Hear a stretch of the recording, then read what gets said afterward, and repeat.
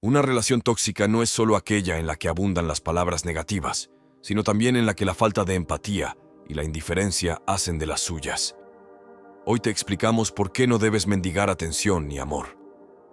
El amor desde la perspectiva estoica es una forma de entender las relaciones humanas desde una perspectiva filosófica. Los estoicos creían que el amor era una emoción natural que surge en el ser humano, pero que también puede ser controlada y dirigida hacia un fin virtuoso. Para ellos, el amor no es solo un sentimiento, sino una elección consciente de actuar de manera virtuosa hacia los demás. Desde esta perspectiva, el amor no se trata de buscar la felicidad en otra persona, sino de encontrar la felicidad en uno mismo y luego compartirla con los demás. Los estoicos creían que la felicidad no depende de las circunstancias externas, sino de la actitud interna que uno tiene hacia ellas. Por lo tanto, el amor desde la perspectiva estoica se enfoca en cultivar la virtud y la sabiduría en uno mismo, y luego compartir esa virtud y sabiduría con los demás a través de nuestras relaciones. Los estoicos tenían una visión particular sobre el amor y las relaciones interpersonales. Consideraban que el amor verdadero se basaba en la virtud, el autodominio y la aceptación de la realidad. Para ellos, el amor debía ser desapegado de cualquier deseo egoísta y centrado en el bienestar del otro. La virtud era fundamental para los estoicos en todas las áreas de la vida, y el amor no era una excepción. Se creía que el amor basado en la virtud era más duradero y saludable, ya que se centraba en la bondad y el respeto mutuo. El autodominio también era esencial en las relaciones. Los estoicos consideraban que el amor no debía ser impulsado por pasiones descontroladas, sino que debía estar regulado por la razón. Buscaban alcanzar un equilibrio y evitar el sufrimiento innecesario causado por apegos excesivos o dependencia emocional. La aceptación de la realidad era otro aspecto destacado en la visión estoica sobre el amor. Aceptaban que el amor confronta constantemente desafíos y cambios, y creían que la clave estaba en adaptarse a las circunstancias y encontrar la armonía en medio de ellas. No se aferraban a expectativas irrealistas o idealizaciones románticas, sino que abrazaban las imperfecciones y los obstáculos como oportunidades de crecimiento personal. En resumen, los estoicos enfatizaban el amor basado en la virtud, el autodominio y la aceptación de la realidad. Buscaban una visión desapegada y equilibrada de las relaciones interpersonales, centrada en el bienestar del otro y en el desarrollo personal. En la ética estoica, el amor desempeña un papel fundamental en la vida virtuosa y en el cultivo de las relaciones humanas. Para los estoicos, el amor se entiende como una manifestación de la sabiduría y la virtud, y es considerado un principio rector para vivir en armonía con la naturaleza. El amor estoico se basa en la idea de que debemos amar a todas las personas por igual, reconociendo su humanidad y aceptando que cada individuo tiene sus propias virtudes y vicios. No se trata de un amor impulsivo o apasionado, sino de una disposición consciente de tratar a todos con respeto y compasión. No mendigues amor a quien no tiene tiempo para ti, a quien solo piensa en sí mismo. No lo hagas nunca. No te merece quien te hace sentir invisible e insignificante con su indiferencia. Te merece quien con su atención te hace sentir importante y presente. El amor se debe demostrar, pero nunca jamás se debe mendigar. El hecho de tener que hacerlo es el más fiel reflejo de la injusticia emocional, del desequilibrio que vive el sentimiento que cimienta una relación. Te merece aquel que dice menos pero hace más. No te merece quien solo te busca cuando te necesita, sino quien está a tu lado cuando le necesitas, y no solo cuando su interés se lo permite. Te merece quien sin esperar nada te lleva dentro, te siente y te hace sentir importante en su vida. Dicen que no existe la falta de tiempo, que existe la falta de interés, porque cuando la gente realmente quiere, la madrugada se vuelve día, martes se vuelve sábado y un momento se vuelve oportunidad. También dicen que de quien mucho se espera, te decepciona y causa sufrimiento. Así que tenemos que revisar nuestras expectativas y meternos en la cabeza aquello de no esperes nada de nadie, espéralo todo de ti. Quien mucho espera, se decepciona y sufre. La verdad es que la falta de interés duele, y mucho. Va más allá de la decepción. Son crueles punzadas de dolor en el estómago, como si algo por dentro nos desgarrara el alma. La verdad es que tanto el tiempo como los daños nos cambian, haciendo que lo que hoy nos apetecía compartir mañana no nos resulte tan atractivo. No obstante, esto no justifica la falta de sinceridad ni de correspondencia con los demás. Aceptar la falsedad del tiempo vivido. Tristemente, la falsedad y la hipocresía son tan resbaladizas que solemos encontrarlas en el rincón que menos esperábamos cuando ya es demasiado tarde.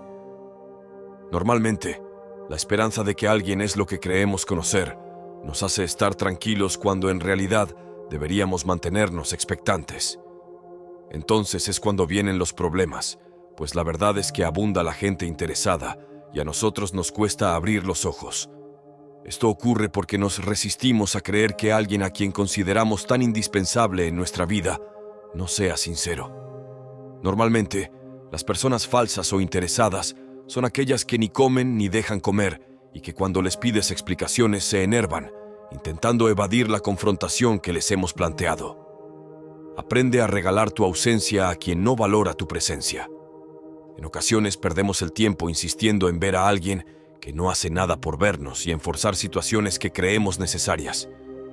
Solemos caer en el error de buscar sin permitir que nos encuentren, lo que al final resulta en un maltrato a nuestra dignidad. Cuando nos damos cuenta de esto, hay algo que se rompe en nuestro interior y nos invade una ola de decepción, de miedo y de tristeza. En ese momento, nos percatamos de que no podemos esperar a quien no quiere ser esperado. Entonces empieza todo un duro proceso de protección que requiere que recubramos nuestra vida de comprensión y que prohibamos la entrada a todas aquellas personas que nos dañaron y se comportaron de manera interesada. No podemos poner nuestro empeño en esperar a alguien que no quiere venir hacia nosotros, más que nada porque lo que está en juego son nuestras ilusiones y nuestro bienestar, es decir, nuestra perspectiva vital. Estar pendientes de alguien que nos ignora o que no nos valora nos hace mucho daño y merma nuestras capacidades emocionales, desorganizando nuestro mundo e hipotecando nuestra vida por otra persona. En este sentido, se suele decir que la única manera de evitar estos problemas es amarrando nuestra vida a una meta, no a personas u objetos. Es decir, que el secreto de volar está dentro de nosotros mismos. En definitiva, que este trabajo interior no es tan fácil como lo pintan. En primer lugar, debemos estar dispuestos a eliminar las falsas creencias que nos perturban y luego lograr manifestarlo y llevarlo a cabo en nuestra vida. Veamos cómo es el proceso más detenidamente. En ocasiones las expectativas sobre los demás o sobre el mundo nos abruman y nos encierran. Sin embargo, lo cierto es que es complicado eliminarlas, pues las necesitamos para vivir y organizarnos. Es decir, que aunque anticipar nos ayuda a relacionarnos de manera más relajada, además de economizar tiempo y esfuerzo, puede que esto nos resulte problemático dado que dejar de esperar significa que nosotros actuemos. Por eso, hay que tener en cuenta que el hecho de que no tengamos que dirigir nuestra vida en base a las decisiones de otras personas no implica que tengamos que dejar de considerar al resto del mundo. O sea, que liberarnos no consiste en ser egoístas y mirar solo por nosotros mismos. Una vez que comenzamos a liberarnos, emprendemos el viaje de la honestidad y de la responsabilidad con nosotros mismos. No obstante, lo que al principio puede parecer tedioso, nos ofrecerá tranquilidad y paz con el tiempo. En estos momentos te das cuenta de que tú diriges tu vida y de que te corresponde en exclusiva el privilegio de ser artífice de ella. Para ser feliz, no es necesario que esa persona quiera estar o no estar en tu vida, ni siquiera aunque lo concibas de manera temporal.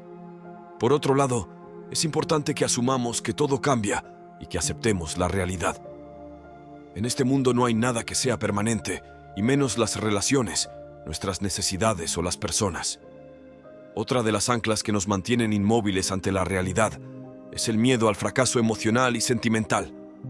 Este se erige como una enorme montaña que nadie se atreve a sobrepasar. Para superar esto hay que desligarse de estas creencias, saber perdonar y no castigarnos sin sentido. Conseguirlo nos ayudará a centrarnos en lo que verdaderamente importa, el momento presente. De una manera u otra, tenemos que asumir que las pérdidas se van a suceder tarde o temprano. La permanencia de los sentimientos y de las personas es una idea demasiado idílica de la realidad. Rodéate de las personas que te gustan y sé feliz. Comprométete con aquellos valores que te resultan fundamentales. Disfruta de la sensibilidad, de la bondad, del respeto, de la humildad, de la confianza y la fe, de la gratitud, de la sabiduría, de la sinceridad, del amor, de la amistad, del cariño y de la incondicionalidad. Mantén cerca de ti la mejor realidad que conozcas. Desecha lo vil y lo cruel. No prestes atención a las personas tóxicas. Busca tu oxígeno. Cuenta hasta 3 y respira. Siente las bocanadas de aire psicológico y saluda a tus emociones. Rodéate de toda esa gente que te hace sentir que el mundo es un lugar que merece la pena y que tu caparazón solo está contigo para que te resguardes en los días de lluvia. Rechaza en tu vida a todos aquellos que te hacen sentir menospreciado y que no te dedican ni un momento sin que tengas que rogarlo. Cuando percibimos lo que los demás hacen o dicen como un fraude, realmente llegamos a sentir dolor. Un dolor emocional que a nivel cerebral se comporta de la misma forma que el dolor físico. Cuando perdemos a un ser querido, solemos hablar de esa pérdida como si ésta provocase sentimientos de dolor. Nos sentimos dolidos si nuestro grupo de amigos nos traiciona. Los artistas han descrito desde tiempos inmemoriales en forma de poemas o canciones el desgarrador dolor que siente un corazón roto. Pero, ¿hasta qué punto esta metáfora del dolor refleja lo que en realidad está ocurriendo en el cerebro humano? Parece que estas intuiciones poéticas sobre el dolor están empezando a encontrar apoyo en la neurofisiología. Un equipo de científicos estudiaron esta cuestión, ideando un atrevido experimento para el que se ayudaron de las técnicas de neuroimagen. La pregunta es, ¿la metáfora del dolor psicológico producido por la pérdida social se refleja en algún circuito neuronal del cerebro? Gracias a la resonancia magnética funcional de imágenes, fMRI, pudieron demostrar que algunas áreas cerebrales que se encienden durante el dolor físico también se activan durante el dolor emocional inducido por la exclusión social. Para medir el sentimiento de exclusión social, se ideó la siguiente situación experimental. Sus participantes debían jugar con un videojuego que consistía en lanzar balones. Los sujetos experimentales observaban el juego mientras se realizaban las mediciones pertinentes y necesarias de la actividad cerebral, pero durante la fase experimental se convirtieron en participantes activos del juego. Tras lanzar el balón varias veces, los otros 2 jugadores, en realidad personajes virtuales creados por el ordenador, dejaban de tirar el balón a los sujetos, excluyéndolos del juego. Es en este momento cuando los colaboradores experimentaban angustia emocional, tal y como indicaban los cambios sustanciales en el flujo sanguíneo de 2 áreas cerebrales clave. Una de estas áreas, el córtex cingulado anterior, se sabe que está implicada en generar la experiencia aversiva del dolor físico. Demostraron que, cuanto mayor era la angustia social, mayor era la activación del área cerebral. La otra región cerebral, la corteza prefrontal, mostraba un patrón de actividad opuesto al anterior, volviéndose más activo cuanto menor era la angustia social. Lo que se encontró, en resumen, fue que ambas áreas cerebrales implicadas en los sentimientos de angustia por exclusión social respondían de manera opuesta al grado de dolor social experimentado. Esto sugiere que el cíngulo anterior es más importante a la hora de elaborar sentimientos de angustia emocional, mientras que la corteza prefrontal, la cual participa en la regulación emocional, contrarresta el sentimiento doloroso de ser rechazado.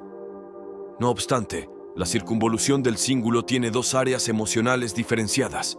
La anterior, responsable de la elaboración de sentimientos y emociones negativas, y la región posterior, la cual genera sentimientos y emociones positivas. Tanto los antidepresivos como otras drogas elevadoras del ánimo actúan reduciendo la activación del área anterior. Los efectos más profundos que se observaron parecen ubicarse en la región cingulada central, conocida por su función integradora de la emoción y la cognición. Esta región se activa durante la excitación sexual masculina y durante tareas cognitivas estresantes que requieren atención. Por esta razón, podemos comprender que la activación de estas zonas cerebrales solo es un pálido reflejo de lo que realmente acontece en nuestro organismo y en nuestra mente ante la exclusión social. En base a estos hallazgos, formularon de la teoría de la superposición del dolor. Dicha teoría propone que el dolor social, el dolor que experimentamos cuando las relaciones sociales se dañan o se pierden, y el dolor físico comparten partes de un mismo sistema de procesamiento cognitivo, conductual, fisiológico y emocional. De hecho, este sistema sería el responsable de que prestemos atención a algo que va mal, tal y como sucede cuando sentimos dolor físico. Además, se encontró que los analgésicos opioides obtendrían una eficacia similar en el dolor emocional y en el físico, aliviando las vocalizaciones de angustia o de peligro que distintos mamíferos emiten al ser separados de los de su grupo. De hecho, se cree que la conexión entre el dolor físico y el dolor social tiene un significado evolutivo, pues la separación y dolor que experimentamos con ella podría responder al anticipo de un peligro por separarnos de nuestras figuras de apego. Esta conducta, de hecho, se observa en todos los mamíferos, y es comprensible cuando la cría o el infante no comprenden ni pueden hacer frente a sus necesidades básicas o al peligro exterior. Todos hemos experimentado en algún momento la pérdida de apoyo social o la angustia emocional por la separación de nuestros seres queridos, lo cual es común con otras especies animales, como una experiencia de dolor desgarradora e incontrolable. Por esto, es claro que el dolor psicológico en humanos, especialmente la pena y la soledad intensa, comparte algunos de los mismos circuitos neuronales que elaboran el dolor físico. Aún así, deben seguir realizándose este tipo de estudios para comprender cada vez mejor la angustia social en el ser humano. Naturalmente, es importante que los científicos sigan siendo escépticos en cuanto a estas hipótesis hasta que estén convenientemente cimentadas en investigaciones sólidas. Parece que no le faltaba razón a Aristóteles al afirmar que aunque a veces la amistad tiene cierta apariencia de exceso, sin amigos nadie escogería vivir, aunque tuviese todos los bienes restantes. En sus estudios, los especialistas nos invitan a cambiar la palabra amigos por aire, agua o comida. Esto nos hace plantearnos si de verdad nos gustaría vivir o podríamos vivir sin contacto social de ningún tipo. Parece que la conexión social es de primera necesidad y que la ausencia de relación social nos provoca realmente un dolor no muy diferente al dolor físico. Una buena definición del dolor social sería entenderlo como la experiencia angustiante y estresante que surge de la distancia psicológica real o potencial de cercanía con los otros o con los del grupo social. Por su parte, la distancia psicológica se conceptualiza a partir de las percepciones de rechazo o exclusión, la no inclusión, o cualquier indicación socialmente relevante que hace que una persona se sienta poco importante, distante, o no valorada por aquellos que considera importantes, compañeros, pareja, etc. Esta cuestión nos ayuda a recalcar la importancia de concienciación sobre el dolor social.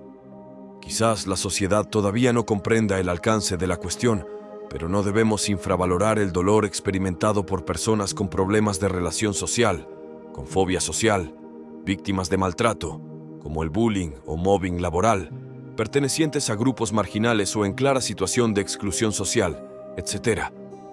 Es arriesgado afirmar que ambos tipos de dolor son equivalentes, pero desde luego que ni uno ni otro pueden pasar desapercibidos para la sociedad y que en muchas ocasiones pueden estar relacionados, por ejemplo, en la fibromialgia. El estudio de este ámbito nos permitirá, en adelante, y con pleno conocimiento de la dificultad que conlleva el estudio de esta temática, llevar a cabo una inestimable y valiosa labor de concienciación para prevenir y paliar el sufrimiento social. Así que, ¿por qué deberíamos ignorar el dolor emocional? No podemos dejar que el tiempo lo cure sin más. Tenemos que trabajar sobre él y extraer las enseñanzas que nos brinda del mismo modo que dejaríamos de tomar chocolate si descubrimos que es el causante de nuestro malestar estomacal. Priorizarnos y buscar el propio bienestar y felicidad no nos convierte en egoístas, sobre todo si lo hacemos para alejarnos de aquellas personas que nos perjudican. Algunas actividades, ambientes o personas llegan a ser perjudiciales para el propio bienestar. ¿Pero sabemos cómo alejarnos de aquello que nos hace daño? Esos estímulos nocivos nos cambian y alejan de lo que somos en realidad. Individuos fuertes, valientes, libres y que, por supuesto, merecen felicidad. Ahora bien, no es tan fácil distanciarse y romper de la noche a la mañana con todo aquello que vulnera nuestra autoestima. Aunque existen focos de riesgo evidentes, el fuego, algo punzante, un callejón oscuro y poco frecuentado por la noche, etc. No siempre es tan sencillo identificar los peligros. Es decir, a pesar de que el cerebro está programado para reconocer amenazas externas y activar la respuesta de huida, a veces resulta más complejo de lo que parece darnos la instrucción de escapar. Esto es así sobre todo en el terreno de las relaciones afectivas. Pero veamos más despacio qué alternativas son posibles. Como seres sociales, establecemos vínculos sólidos con diferentes personas. No obstante, en ocasiones algunas de ellas alteran, en cierto modo, el propio equilibrio y bienestar. Es probable que pensemos que quien nos hace daño no nos merece. Sabemos que es fácil de decir, que en el fondo somos del todo conscientes de que quien no nos respeta no nos quiere de verdad.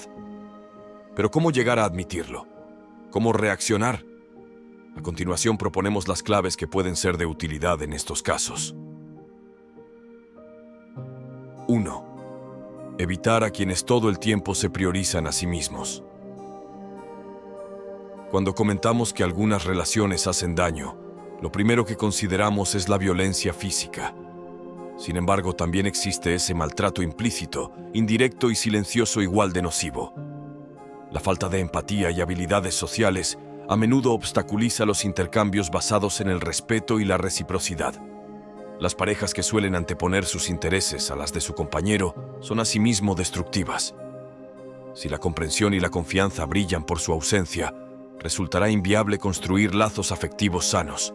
Por tanto, ante cualquiera de estas situaciones, la posibilidad de poner distancia impedirá mayores consecuencias. 2. Dejar escapar los gestos que producen dolor. A menudo ya no es solo lo que alguien dice, sino cómo lo expresa y formula. Usar un tono despectivo, levantar la voz o hacer uso de la ironía son aspectos tácitos que atacan a la autoestima de quien los recibe. Si, por ejemplo, la comunicación que unos padres tienen con su hijo es deficitaria o autoritaria, el autoconcepto y la seguridad del niño también se verán resentidos. A su vez, en las amistades y relaciones de pareja, la forma en que damos la información o planteamos el diálogo dice más de nosotros que las propias palabras. Si detectamos estos gestos en nuestro entorno, quizás la elección más saludable sea dejarlos marchar y eludir próximos encuentros. 3. Defenderse ante lo que nos perjudica. Sabemos reaccionar ante un estímulo físico amenazante, pero las dudas nos asaltan cuando se trata de uno social que nos rompe. Además, el daño es aún mayor si el protagonista es un familiar o alguien de nuestro círculo más cercano. ¿Qué hacer si una madre, un hermano o una pareja no nos respeta? Los límites son lo primero. Atreverse a decir no ante lo que no nos gusta o nos incomoda. Lejos de ser un acto egoísta, consiste en informar a quienes nos rodean de que merecemos consideración y que hay detalles que nos molestan. Lo esencial es que, ante esa advertencia, la persona reaccione. No obstante, si a pesar de haber avisado, todo sigue igual, ¿acaso sea el momento de tomar alguna decisión? Quien nos hace daño de forma voluntaria no nos merece. 4. Quererse es una forma de alejarnos de aquello que nos hace daño.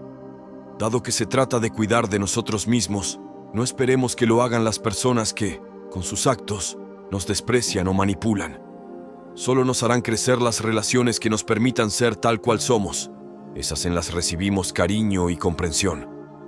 Si de verdad nos queremos y deseamos proteger nuestra autoestima, la apuesta pasa por ponernos en primera posición. Con todo, la distancia es una de las estrategias para preservar el propio equilibrio emocional. Es decir, limitar el contacto es una manera de apartarse de esos vínculos tóxicos. ¿Qué haremos para alejarnos de aquello que nos hace daño? Con estas breves claves, hemos querido plantear varias pautas para abordar los casos en que algo nos perjudica, sobre todo si se trata de relaciones personales. Recordemos, somos responsables, valientes y merecemos construir la propia felicidad. La primera prioridad es uno mismo. Por tanto, si queremos hacernos valer, quizás sea más saludable dedicarles tiempo y atención solo a quienes nos respetan y valoran. ¿Para qué desgastarnos y sufrir con las intenciones de quienes nos acaban haciendo daño? Esto es muy importante porque socialmente se tiene la falsa creencia de que el malestar psicológico es signo de debilidad y de que, al mismo tiempo, el tiempo curará las heridas sin necesidad de desinfectarlas, ni de poner vendas o parches para evitar que sangre. Valórate, quiérete bien. Dedícale tiempo a la gente que se lo merece y que te hace sentir bien. No mendigues la atención, la amistad, ni el amor de nadie. Quien te quiere, te lo demuestra tarde o temprano. Por eso, si vives en una situación de injusticia emocional tan alarmante, recuerda, a quien no te llame y no conteste tus llamadas, no le llames. No busques a quien no te extrañe. No extrañes a quien no te busca. No escribas. No te sometas al castigo de la indiferencia que demuestran mensajes ignorados o silencios infundados. No esperes a quien no te espera. Valórate y deja de mendigar y de rogar amor. Porque como hemos dicho, el amor se debe demostrar y sentir, pero jamás implorar. Tu cariño debe ser para quienes te quieren y te comprenden sin juzgarte. Y sobre todo no te olvides del valor de tu sonrisa ante el espejo.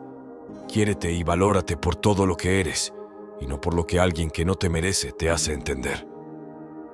Ámate bien, y date cuenta de que el hecho de que alguien te descuide no quiere decir que tú no debas hacer lo imposible por rodearte de personas que te quieran en su vida. El amor y el cariño no se mendigan ni se buscan, por mucho que se intente. Deja que sean ellos los que te encuentren. La vida es demasiado corta como para correr detrás de alguien que ni siquiera camina por ti. No es necesario ir detrás cuando ya saben dónde estás, cuando conocen tu hogar y saben de tus misterios. Por eso no busques, permite que te encuentren. Lo cierto es que hay personas a las que no les importamos, pero que, sin embargo, a nosotros sí que nos importan. En estos casos puede resultarnos difícil comprender la situación, pues el interés por los demás no habla el lenguaje del egoísmo. Pero no busques algo que no te ofrecen, tampoco lo mendigues. El cariño no se suplica. No busques. Arrastrarnos y suplicar migajas de un cariño que no nos quieren dar no es saludable ni a corto ni a largo plazo. Sin embargo, puede que ciertas muestras nos lleguen a enternecer y que nos sirvan para buscar motivos para seguir anclados en el deseo de que esa persona permanezca en nuestra vida. Si nos paramos a pensar, lo único que hacemos con esa actitud es prolongar de manera innecesaria el sufrimiento emocional. Someternos a la voluntad de los otros hace que nos convirtamos en marionetas de sus necesidades y de sus antojos. En este sentido, como es obvio, hay cosas que pasan porque tienen que pasar, pero hay otras que pasan cuando hacemos que pasen. No podemos sentirnos libres ni ser felices si vivimos aferrados y atados a unas esperanzas que manejan los demás. No busques. Deja que el viento se lleve lo innecesario de tu vida. Resulta complicado soltar o dejar marchar aquello que consideramos muy nuestro, ya sean sentimientos o personas. Es decir, que a ciertas piedras que cargamos sobre nuestra espalda nos une un sentimiento de identidad y pertenencia que se fusiona con nuestro miedo a perder algo que creemos intenso e importante. Sin embargo, a pesar de que todo ese caos emocional nos ate a ciertas personas, también acabamos cansándonos de que no nos valoren. Es probable que cuando nos percatamos de esto nos sintamos algo egoístas, lo cual es terrible para nuestra salud emocional. Dicho de otra manera, sentimos que si dejamos de sacrificarnos, perdemos la oportunidad de construir parte de la historia emocional de nuestra vida. Sin embargo, lo que realmente estamos haciendo es comportarnos de la manera más cruel posible con nosotros mismos, con nuestras expectativas y con nuestros deseos. Soltar es la única manera de dejar hueco a nuestras fortalezas, de asumir nuestros errores y de conseguir manifestar nuestras intenciones y nuestro compromiso.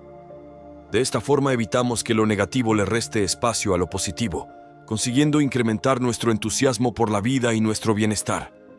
No busques ni vayas detrás de lo que no quieren darte, suéltalo. Pero mantente abierto a la posibilidad de que te encuentren aquellos que, si quieren, forman parte de tu vida de una manera sana. No busques, permite que te encuentren. El amor que se mendiga no es amor, es falta de dignidad, de respeto hacia uno mismo, porque cuando realmente amas a alguien, le cuidas y le evitas dolor si así lo puedes hacer, pero no lo provocas ni lo creas. Por eso, si no te cuidas de aquellos falsos amores, si no te evitas dolor, no te estás amando. En este sentido, hacerlo es el primer paso para vivir el amor en plenitud, para no caer en la manipulación, el maltrato o la victimización. Probablemente en esa situación pensemos y sintamos que el sufrimiento es inevitable, pero no es cierto. El estoicismo es una filosofía que se centra en la idea de que la felicidad se encuentra en la aceptación de las cosas tal y como son. Desde esta perspectiva, las relaciones amorosas no son una excepción. Los estoicos creen que la felicidad en las relaciones se encuentra en la aceptación de la realidad de la otra persona, en lugar de tratar de cambiarla para que se ajuste a nuestras expectativas. Además, el estoicismo también enfatiza la importancia de la virtud en las relaciones. Los estoicos creen que la virtud es la clave para encontrar la felicidad en cualquier aspecto de la vida, incluyendo las relaciones amorosas. La virtud se refiere a la capacidad de actuar de acuerdo con nuestros valores y principios, incluso en situaciones difíciles. En las relaciones, esto significa ser honesto, respetuoso y compasivo con nuestra pareja, incluso cuando las cosas se ponen difíciles. En resumen, el estoicismo puede ayudarnos a encontrar la felicidad en las relaciones al aceptar la realidad de nuestra pareja y actuar con virtud en todo momento.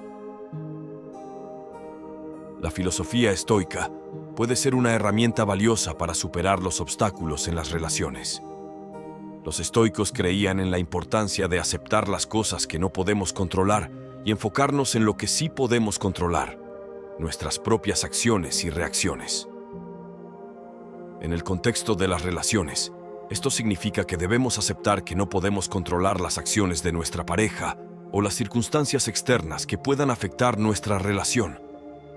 En lugar de preocuparnos por estas cosas, debemos enfocarnos en cómo podemos controlar nuestra propia conducta y cómo podemos responder de manera sabia y virtuosa a las situaciones difíciles. Además, los estoicos creían en la importancia de la virtud y la razón en la vida. En el contexto de las relaciones, esto significa que debemos esforzarnos por ser virtuosos en nuestras acciones y decisiones y tomar decisiones basadas en la razón y la sabiduría en lugar de las emociones. Esto puede significar ser honestos y justos en nuestras relaciones y tomar decisiones que sean beneficiosas para nosotros y para nuestra pareja a largo plazo, en lugar de simplemente buscar la gratificación inmediata. Al seguir estos principios estoicos, podemos encontrar la felicidad y la satisfacción en nuestras relaciones, incluso en tiempos difíciles. El estoicismo es una filosofía que se centra en la búsqueda de la felicidad a través de la aceptación de las cosas tal y como son. En el contexto de las relaciones amorosas, esto significa que debemos aceptar a nuestra pareja tal y como es, sin tratar de cambiarla o controlarla. Además, el estoicismo nos enseña a no depender emocionalmente de nuestra pareja, sino a encontrar la felicidad dentro de nosotros mismos. Para encontrar la paz y la armonía en nuestras relaciones amorosas, debemos practicar la virtud estoica de la sabiduría. Esto implica ser conscientes de nuestras emociones y pensamientos y aprender a controlarlos en lugar de dejar que nos controlen. También debemos practicar la virtud de la justicia, tratando a nuestra pareja con respeto y equidad. Finalmente, debemos practicar la virtud de la moderación, evitando los excesos emocionales y manteniendo un equilibrio en nuestras relaciones. En resumen, el estoicismo nos ofrece una perspectiva única sobre el amor y las relaciones, ayudándonos a encontrar la felicidad y la armonía en nuestras vidas amorosas. En la descripción del video encontrarás diferentes links para audiolibros que te podrían ayudar mucho en el camino estoico que estás emprendiendo. Gracias por acompañarnos hasta el final. Hemos hablado del amor puro, que te llega sin perseguirlo ni mendigarlo. Comenta si piensas que perseguir un amor que no se te da es lógico y cómo afrontas esa situación. Te estaré leyendo.